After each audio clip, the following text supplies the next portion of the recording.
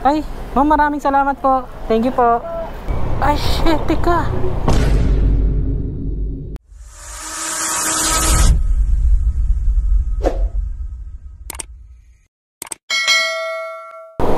Yo, what's up guys? So ito, biyahe ulit ako kasi nabuburyo ako sa bahay. Try ko ulit tong Lalamove. Subukan ko sana double booking. Kaso nahihirapan ako. Try ko munang kumuha ng isang booking para makalipat lang ng pwesto. Gusto ko sana bumiyahe ng Valenzuela eh. Kaso ang bibilis ng kamay ng mga batikan sa Lalamove. Titignan ko pala yung address. Nakuha na. So ito, punta ako sa unang pick up ng aking booking. Ay. Guys, hindi ko siya masabayan. Bagal ng signal. Naka-TM ako guys. Ano bang nyo? Ano bang network provider nyo? Ano ba yung mabilis? Ang bagal. Pag ino-open ko, naglo-loading lang. Tapos pagka open na yun, nakuha na daw. Parang pangit ang TM ah. Ang daming tumutunog sa Lalamove app. Pero pag tinignan ko naman, wala naman akong makuha. Nanda talaga pag hindi ko kabisado. Kasi ako gumagala lang talaga ako sa mga malalayuan. Pero pag dito sa sa Metro Manila guys, hindi. Lang kung meron lang akong kailangan gawin, kung meron lang akong kailangan i-deliver para sa trabaho ko, ganyan. Pero kapag pag wala, ayun, nakatambay lang ako sa bahay. Tapos lang, nag-aantay ng aya ng tropa pag long ride, Pero pag ikot-ikot dito sa Manila, hindi guys, kaya wala akong alam dito sa Manila. Konti lang. Tsaka hindi naman kasi ako dito lumaki. Sa Baguio ako lumaki, kaya ayun, blanco yung wala akong idea about sa mga lugar dito sa Manila. Umaasa lang talaga ako sa Google Map.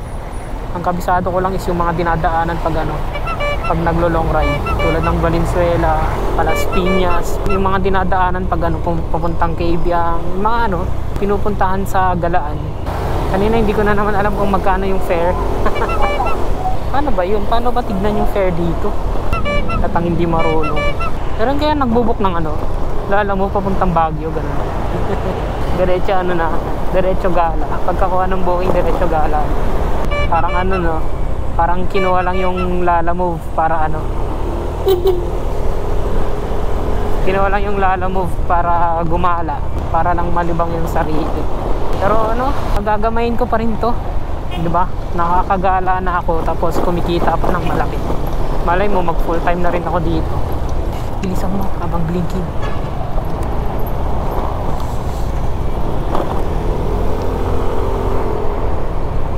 Ay shit, teka. Tawid pala doon. Ano ang ginagawa ko?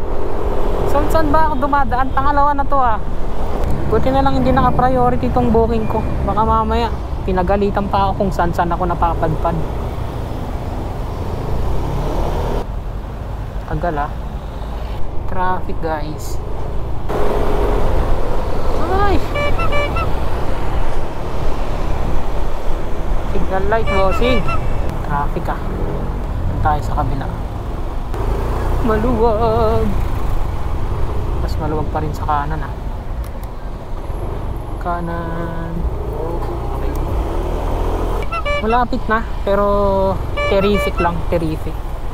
Buti na lang kahit ganitong traffic, hindi naman siya maaraw. Layo naman ang pag-u-turnan ko, hindi mo pwedeng kumanan dyan banda. Ay, kumaliwa pala. Nakapag-counterflow kayo, pwedeng kumounterflow din. Pwede. Tara.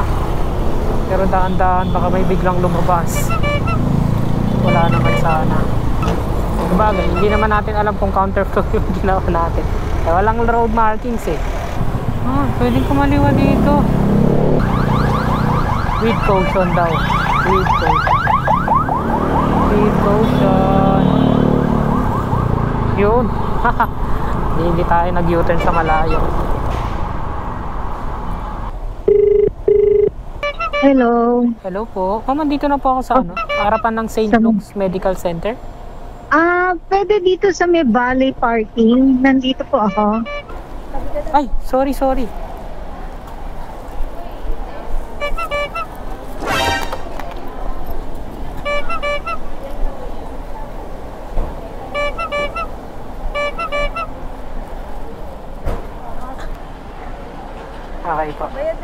Opo, bayad na po. Ay, ma'am, maraming salamat po. Thank you po. Angas guys. Angas guys. Tapos ng aking unang booking and salamat kasi nagbigay ng tip na 100. Angas. Parang ano na yan. Sulit, no? 105 yung fare. Tapos nagbigay pa ng tip na 100. Sheesh. Sarap. First time. First time ko maka-receive ng gantong tip. Natuwa naman ako doon. Salamat po, ang bait ni ma'am, no? Mainin pa. Nalito-lito ako sa pagganap sa kanya. Pero ayun. Natuwa naman ako. Ayun. Valenzuela. Ay, shucks. Ayun di ba? Ang bilis. Pagka-open ko pa lang, dalawang rider na agad na nag-aagawa.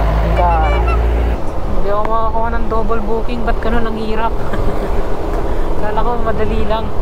May pagkahirap din palang mag-double book. Kumuha muna ako ng booking pabalik ng Manila. Kailangan dito magaling ka dumiskarte talaga. Lugi ka pag di ka marunong dumiskarte. Swerte ka lang talaga pag may mga nagtitip na na nagbo-book katulad kanina. Swerte ko sa nagtip. Pero kung walang nagtip tapos pa isa-isa lang yung booking mo. Pangatlo ko na to. Parang ang baba. Tinignan ko ang baba ng kinita ko.